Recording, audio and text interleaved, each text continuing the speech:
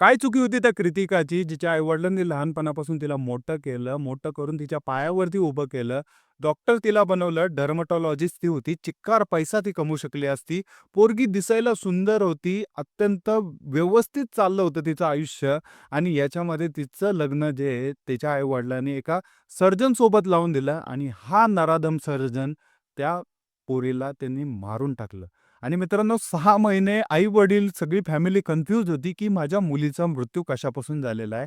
6 महिन्यानंतर forensic report आला. त्याच्यामध्ये कळलं, की या नराधमाने तिला मारून टाकलेलं आहे. मित्रांनो संपूर्ण घटना काय आहे याच्याबद्दल आपण बोलणार आहोत. माझं नाव आहे विकास. स्वागत आहे तुमचं खरं बोलतो मध्ये.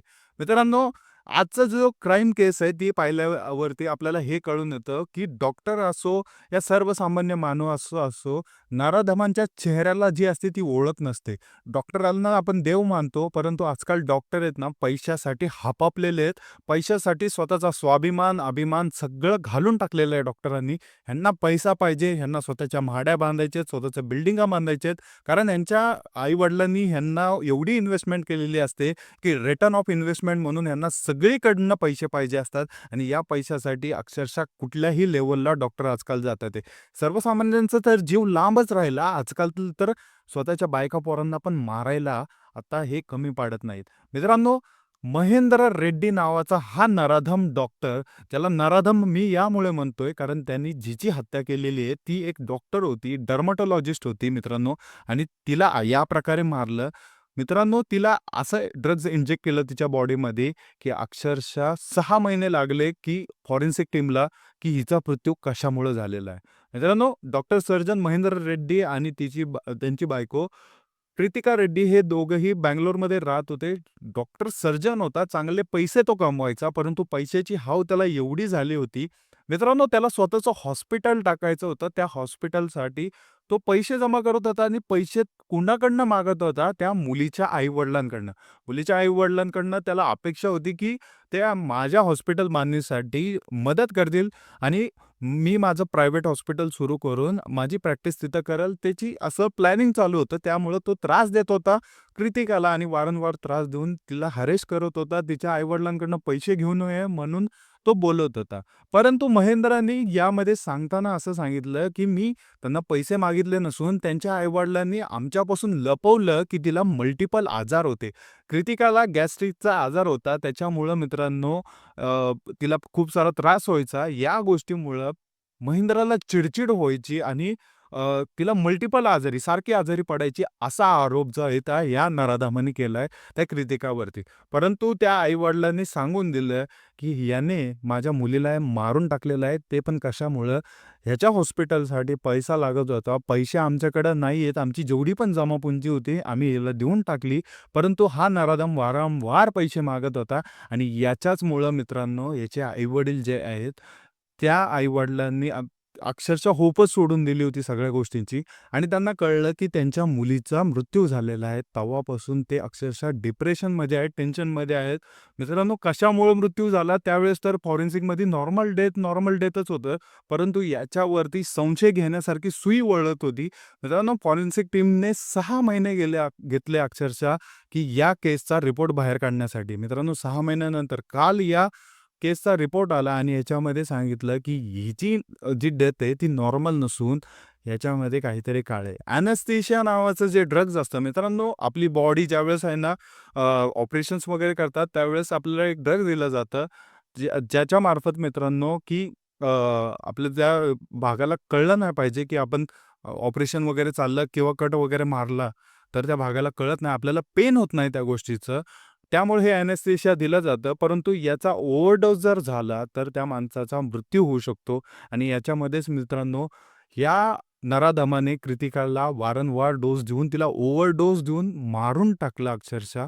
मित्रांनो, हे केमिकल डेथ आहे. अक्षरशः हिला या प्रकारे ज्या गोष्टी मारतात, त्यांना याच्याशी जोडलं जातं मित्रांनो आणि हे डेंजरस पण समजलं जातं कारण धोका देऊन मारणं यांच्या प्रकारामध्ये हे मोडलं जातं आणि एखाद्या डॉक्टरने या गोष्टी करावं म्हणल्यावरती त्याचं लायसन्स वगैरे आता सगळं सस्पेंड होऊन जाईल.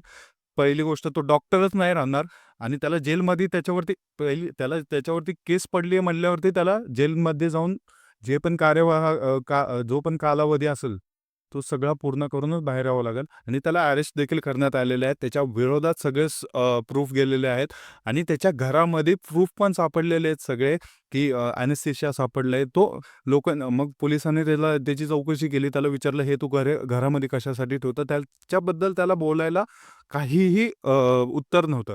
मित्रांनो, ॲनेस्थेशिया फक्त ऑपरेशनच्या वेळेस वापरलं जातं आणि सर्जन डॉक्टर होता. त्याला माहिती होतं हे डोस कसे द्यायचे आणि कशानुसार द्यायचे आणि त्याचाच फायदा उचलून कृतिकाला त्याने डोस दिले. ओव्हरडोस देऊन तिला मारून टाकलं मित्रांनो.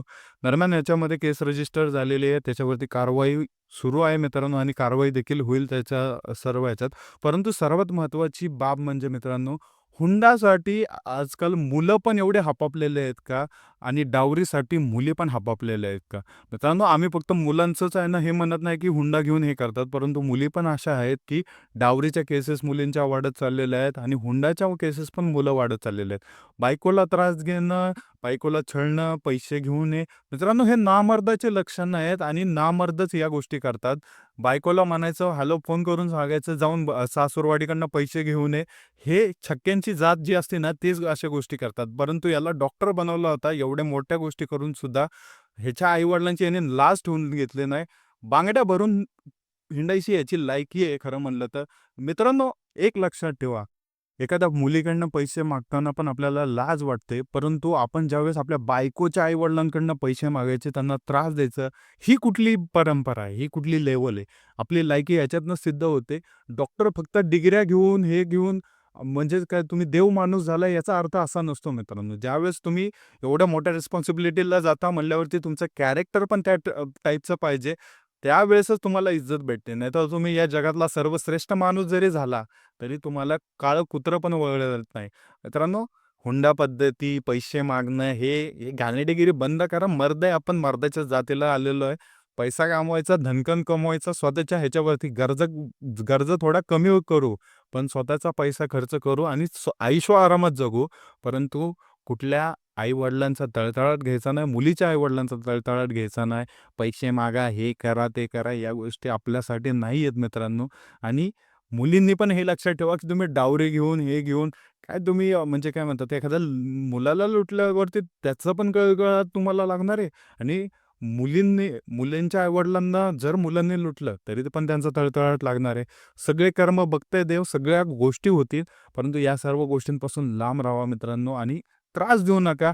जर तुम्हाला कंटिन्यू करायचं नसेल, तर म्युच्युअल अंडरस्टँडिंग करून एंड करा. परंतु यांसारख्या गोष्टी करू नका आणि याच्यामध्ये सर्वात महत्त्वाची बाब, हा डॉक्टर होता, हा महेंद्र रेड्डी, याचे मल्टिपल अफेअर्स पण होते. परंतु हे अफेअर्स मागच्या पॉइंटमध्ये मी कव्हर करू शकलो नाही. हे अफेअर्स जे आहेत ते मित्रांनो, ते रिव्हील देखील केलेले आहेत त्यांच्या आई आणि हा पूर्णतः कॉट झालेला आहे.